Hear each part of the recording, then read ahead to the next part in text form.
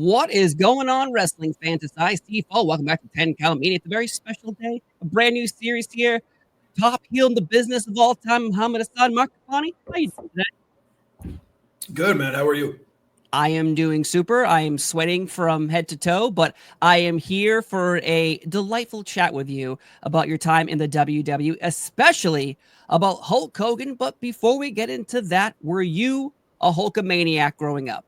I was a Hulkamaniac growing up. I was a huge Hulk. That's what really got me into wrestling was Hulk Hogan. And I came around right when Hulk was getting popular. WrestleMania 1, 2, WrestleMania 3.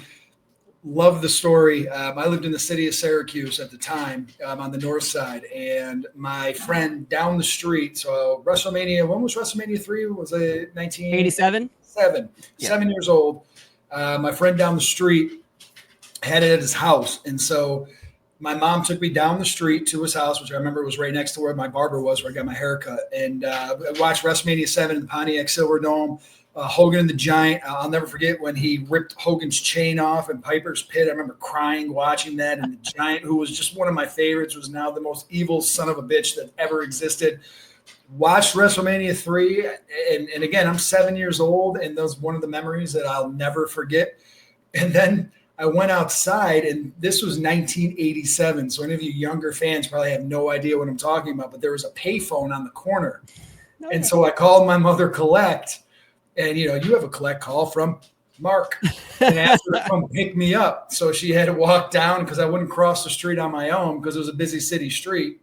Came, got me, brought me home. But I was a huge Hulkamaniac growing up. And I was really for most of my life. Hulk Hogan was just the quintessential wrestler as far as maybe not in the ring, but the personality, the persona, and the branding. I mean, he had everything going on before anybody even knew what that was. So to answer your question, I was 100% a Hulkamaniac. That's outstanding to hear. Yeah, there's so many memories of Hulk Hogan being the guy that created you, someone as a fan, you as included. But you're talking about branding. You just brought it up. Branding.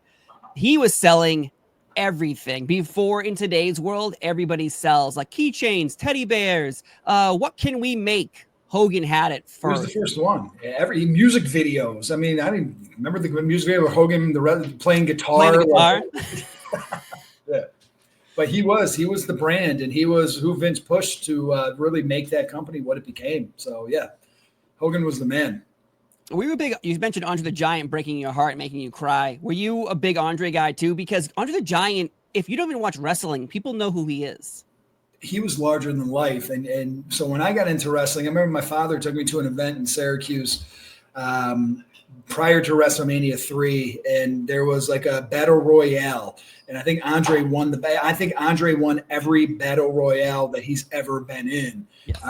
But he was larger than life. Like, he wasn't even a wrestler. Like, Andre was, well, you would never think that anybody could beat Andre. So when Andre turned on Hogan before WrestleMania 3, as they were building that angle, that was the best move that they could have made for Hogan's career, because no one ever thought Hogan was going to beat Andre. No one beat Andre. So I was a fan of Andre, but I never even thought of Andre as a real human being, because he was just this god that, they put in the wrestling ring, and no one was going to beat Andre, and Andre did what he wanted. So they built that angle perfectly. And when you think about wrestling angles being built, you think about Hulk and Andre and how they really rolled that out slowly with the build, and Andre celebrating Hogan when he won the belt, and then the animosity and the jealousy. Like, you don't see that a whole lot anymore, just with the fast pace and the attention span of current wrestling fans. The way they built that angle back when we were kids. You look much younger than me because your beard is not nearly as gray. So I'm cheating. But are you cheating? I used to cheat, but it's too short, man. It's like way too long. Yours is nice and long, but no, they really drew that angle out, and they really built it carefully and strategically to make it that when Andre lost to Hogan, even though they had wrestled a million times prior to that in different promotions, it was impactful and huge. And you don't see, I don't know, in my opinion, you don't see that a whole lot anymore.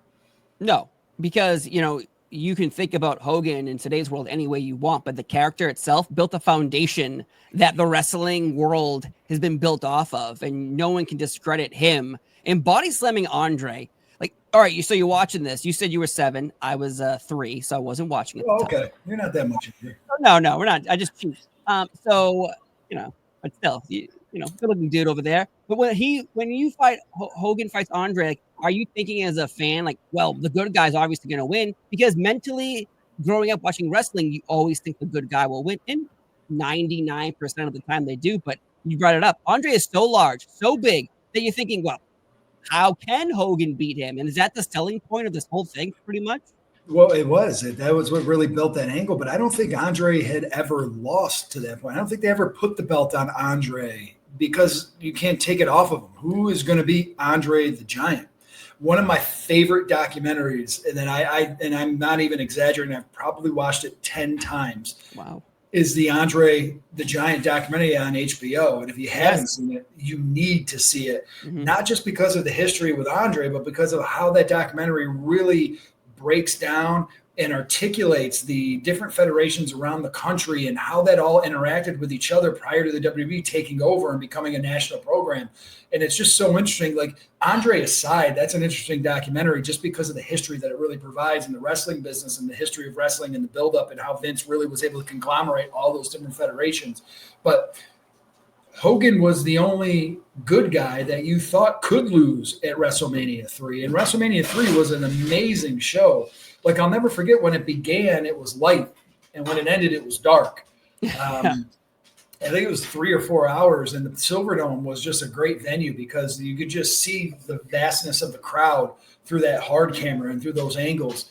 But when you got to that main event, it was believable that the bad guy was going to win because the bad guy was Andre the Giant. I mean, he didn't lose. It's true. And Hogan created core memories for so many people. And then flash forward now, little Hulkamaniac, Mark, he's in the WWE. And you've been there for a few months.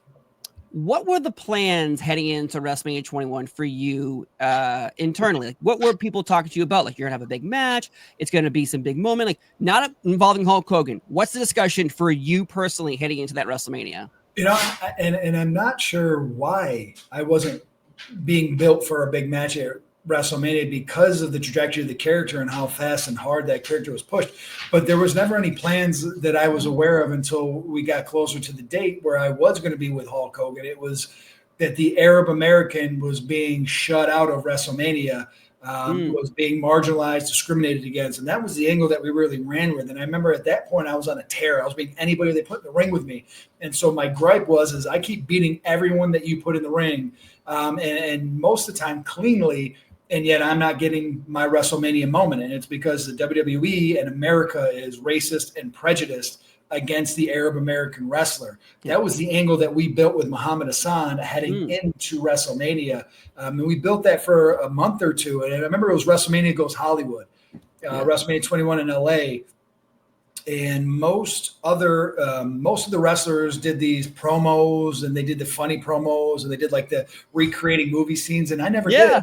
And it was because at that time, my character really lived strictly was kayfabe. I mean, my character was not going to do that. My character was really upset, really angry. So I'm not going to make a joke out of this. And so the buildup for me and when my understanding what my role in WrestleMania was going to be to do what I had been doing, which is interrupting normal broadcasting, normal programming, because I wasn't given the chance that I felt that I was entitled, which I think is an important word that really made that character hated, entitled to get.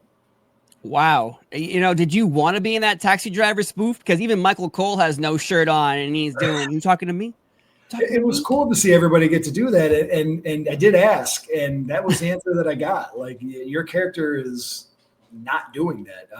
I was a huge movie fan. I still am. And I always have been, before wrestling, I was always, that's what, one of the things that drew me to wrestling was the theatrics of it.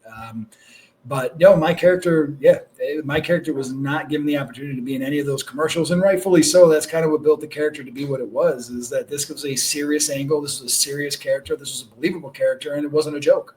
Right, man. That's that to me is commitment to the actual art of your character, because they're saying like, well, every, Heidenreich's in this thing. He's writing poetry and, attacking and capturing people, like all this stuff. But with you, they're like, I'm sorry, you can't do a Forrest Gump reenactment with William Regal and Eugene. Sorry. Weren't those awesome though? They were the greatest thing ever, because that was the theatrics at its perfect. Sports entertainment, that term, people usually would poo-poo on it for years, but that right there, WrestleMania 21, showed you like, we can do this and we can do it perfect. Like, I watched the Super Bowl and I'm like, your production value is not even touching even a Monday Night Raw. That's what's insane about when you watch W programming. It's not just wrestling. It's not just that. It's production value. And, speaking personally, what movie would you have wanted to reenact? What scene, if you possibly could have, back in 2005, would you have been like, hey guys, I have this idea and I think it'll work? Godfather, but that's because I'm Italian. And that was a movie that, The Godfather 2 is like the greatest movie that was ever written, directed, acted, conceived. But as Muhammad Hassan, that's a good question. I don't know. I've never really thought of it from a character standpoint. As Mark Capani, it's the Godfather. I love the Godfather. The Vito Corleone, Michael Corleone, the playoff, that is, and I'm a big movie guy, like I said. And when I look at my top 5 movies, Godfather 1 is amazing, but they really took it to the next level. And what I love about Godfather 2 is really the interplay with the history that was involved with Vito Corleone. And I love the history of Vito, young Vito, traveling to America. And it's really the backstory of what we saw in Godfather 1. And then you have the new story with Michael Corleone. But that would have been what I wanted to do. I don't know if it would have fit with the Muhammad Hassan character. We probably could have made it fit, but I would have been sitting there like. That would have been awesome. But yeah, it's so funny though. I never even thought about why your character wouldn't be involved, but that completely makes sense because, hey, they're trying to make you actual, this is not a character. This is a person who's actually angry and he works here. Though, at what point, like, are you just showing up to TV one day and someone pulls you into a room and is like, hey, we got this idea for WrestleMania. What do you think? Like, who pitches this to you that you're going to be at WrestleMania and someone, like, are you already in the know that Hogan is going to interrupt you? Like, who pitches you this whole thing? I really wish I can remember. I'm struggling to remember. And I know we had talked about this before. I'm struggling to remember exactly how the idea was pitched me or when. I don't think it was too long before. I think Sean and I were sitting on the edge of our seats wondering if we were going to be in WrestleMania and what we were going to be doing, because at that point, the buildup was I was not going to be in WrestleMania. And I really can't remember how it was pitched to me. I do know that when Hogan got to LA, this was in the middle of Hogan Knows Best. Yeah. And so they were filming that series. And so I was on that, I think it was on E! Entertainment, and I was on that show, and all of my interactions with him were great. And I know you could say what you want about modern day Hulk Hogan, but every interaction I had with him was great. I remember the first time, I met Hogan backstage, and then I'm out at the ring for WrestleMania, and he comes up behind me, and this is Hulk Hogan. And again, I was a little Hulkamaniac. So just try to imagine you're sitting there, and I was talking with Shawn, and I feel like it might have been Shawn Michaels, and Hogan comes up behind me, gives me a big bear hug, and lifts me up. And it was just like, and then I turn around, I shake his hand, I give him a hug. His family's there. They're filming Hogan Knows Best. Years later, what I thought was funny is when I lived in Los Angeles, someone looked at me and, I didn't want to finish their sentence. Like, I know you from something. I'm like, Muhammad Hassan, WWE. Like, no, Hogan Knows Best. And that's what they recognize me from. Oh my God. I've gotten very careful of not finishing people. Like today, I was at the gym this morning and some guy stopped me. He's like, I know you. And I'm looking at him and I wanted to be like, yeah, you saw Dark Side, Muhammad Hassan. But he was like, you're my neighbor. I'm like, oh, yeah, live down the street. Yeah, no, I know you. I see you mowing the lawn. I don't remember how the idea was pitched, and I don't remember who did it. I really don't. I do know it was probably about 2 weeks away from WrestleMania because I remember being very nervous.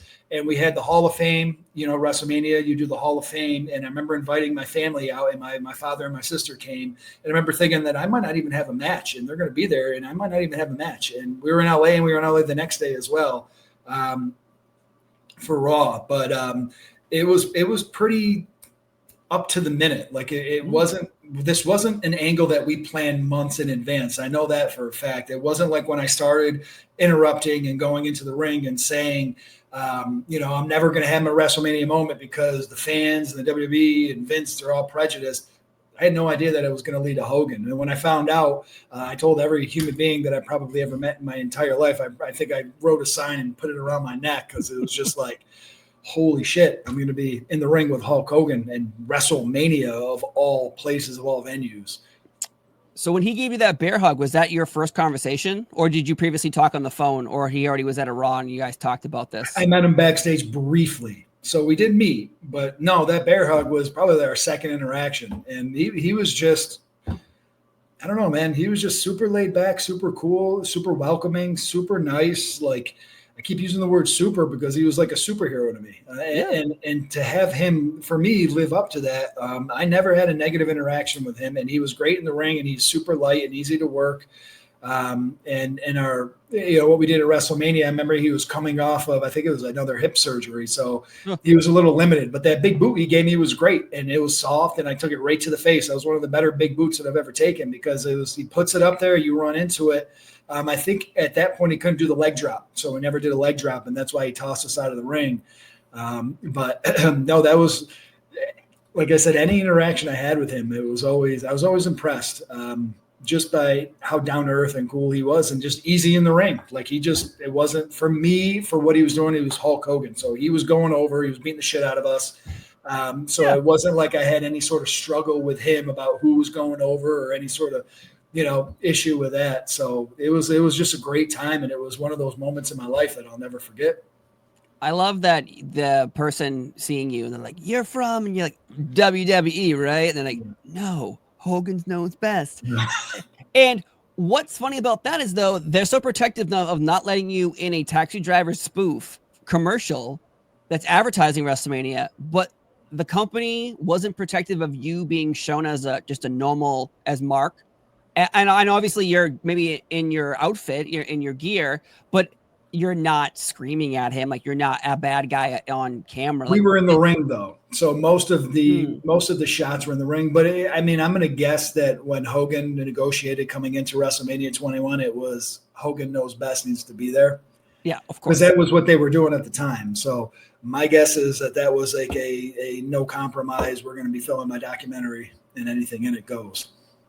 Makes sense. Yeah, that show, I remember watching one episode and he was cooking meat on a grill, but he had vegan friends over and he's like, I didn't know about this. And so then he ends up buying vegan food, cooking it on the same grill. And they're like, you can't do that. You can't cook the vegan food on top of where you just cook the regular steak. He's like, I don't know what's going on. Like, I just remember that episode as only the episode I remember.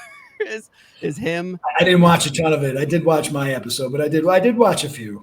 But Hogan could probably pull off any sort of reality show now if they wanted to follow him around for a day. He's Hulk Hogan. Could you imagine Hulk Hogan just going to the grocery store or going to the mall? Like, right. Like, I know he goes and he promotes his beer now. I think he was in New York not too long ago in the area, but I couldn't imagine going anywhere. And Hulk Hogan's like Andre the Giant was in the day. Like, whether you know wrestling or not, Hulk Hogan.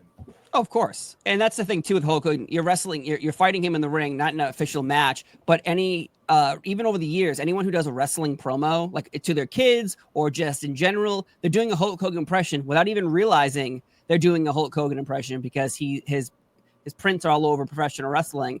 Was there ever a discussion to have this match? Because you do eventually wrestle him, but like here was the idea of, let's set a program up, or let's just do a one and done, or we're going to have a match. Where does this all come down to? I think at the time, Hogan's ability in the ring was very limited due to the surgery. And I don't know why Hogan and I didn't continue and why it turned into a Shawn Michaels thing. My character was on air for another few months, but I think that they had other plans. Really, we were just a catalyst to create that feud between Shawn Michaels and Hulk Hogan. We continued to feud for maybe about a month, and we ended up wrestling. It wasn't the was it the Fleet Center? We ended up wrestling where we did the tag team with Shawn and I versus Hulk and Shawn Michaels. But that was the angle that we knew was going, and that's what I mean. Like when we started the angle with Muhammad Hassan in WWE or in WrestleMania, it wasn't to end up wrestling Hulk Hogan. It was just to continue to prove that the WWE is marginalizing and minimizing my ability as a wrestler because I was Arab American. So I don't remember any discussion about me carrying on with Hulk. I would have loved it, obviously. But I moved into a feud after that with, I think it was when I went over to SmackDown, and that was kind of the plans, as I was going to start to carry SmackDown prior to the London bombings. Right, of course. Yeah, and May 1st, 2005, it's you and Daivari versus Shawn Michaels and Hulk Hogan. And you were close. You are in the New England area. It was the Verizon Wireless Arena in Manchester, New Hampshire. New Hampshire, that's right. That's right. Yeah. I see. It's funny, as I live in Massachusetts, but I don't remember this event taking place in Manchester, New Hampshire, of all places. But nope, I think we were in the Fleet Center at Raw the next night or something. For some reason, I mean, that could be wrong, but I always tie it to Boston because it's tough when you think about when you travel in clusters. Oh my God. Like 4-day clusters. And so you land in an area and then you drive to the area before you fly back out. So, when you land in New Hampshire, you're going to drive within 200 miles to every show that's in that region. And then you fly back out to home. So I always associate it with Boston, but if I could guess and maybe be right, I would say we were in Boston the next night at the Fleet Center. And that could be why I keep thinking Boston. I hope. Yeah, no. Too many chair shots, man. Maybe either that or just my brain cells are fighting against each other at this point. I'm also asking you questions of something that happened 20 years ago. And when my wife told me this about 20 minutes ago, I forgot. So, I can understand. Plus, I wouldn't have a clue where the hell that event was. If anyone had a gun to my head, I'd be like, I don't know. The Fleet Center? They'd be like, no, it was Manchester, New Hampshire, asshole. It was 20 years ago. Yeah. That's very sometimes. It's interesting to see that, but that night was so impactful. Then again, we've talked before, but like on memories for you in your wrestling career, like you were a Hulkamaniac growing up. Now you're in the ring with Hulk Hogan, taking the boot, being punched, being thrown out of the ring. Is this one of those how the hell did I end up here moments? WrestleMania Madison Square Garden, I think, was more of a how did I end up here moment because in Madison Square Garden, when we were beating up Shawn Michaels and Hogan ran out, huge pop. WrestleMania is a little different because there's so much stress and pressure because it is WrestleMania. Mm-hmm. And I know that I'm carrying a large segment with Hulk Hogan and Eugene. When I think back on the how do I end up here moments or how did I end up here moments, I think more of that moment in Madison Square Garden where we had Shawn over the ropes and we were choking him. And then Hogan came out and no one knew he was there and that huge pop. It was just massive. But there is so much pressure that goes behind a WrestleMania weekend that it was like, don't screw it up. Like, don't screw it up. Like, I was super focused on that. But, of course, when you're in the ring with Hulk Hogan, when you're doing something at WrestleMania, it's always a how did I end up here moment. It was, and I remember afterwards – they had a party for WrestleMania, and I remember my sister and my father went, and Shawn went, and everybody probably went, and I went back to the hotel, and I crashed. I don't think I slept for 2 days, and we were in LA for a few days prior, and I remember just going, and I crashed. I was just done, and I didn't even go to the party. I never even attended it because the amount of pressure that I felt at the time, it was pretty overwhelming, and it was a realization that I'm in one of the larger segments on the show in LA against Hulk Hogan. And so it was an overwhelming moment that I really like. I don't even know how to describe. Yeah, you're right. It was a life-changing moment.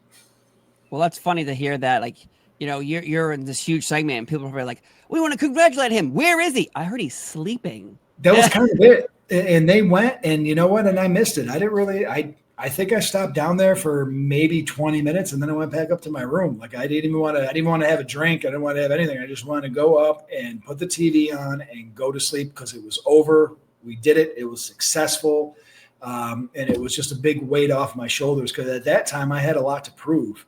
It was relatively new, and again, that has been discussed. There was some heat on the character and on me as a person for playing the character. So to pull off that WrestleMania moment and have it look good in the ring, it was a lot of pressure, but we did it. And it, like I said, it went great. But after that, I didn't feel like partying at all.